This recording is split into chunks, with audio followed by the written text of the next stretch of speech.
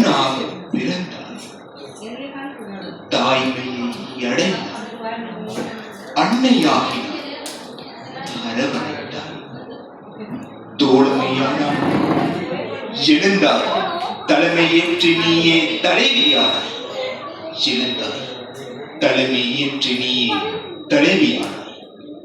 வீர தாயே, வீர பெண்ணே, நீதான் தலைவி, நீதான் தலைவி, நீதான்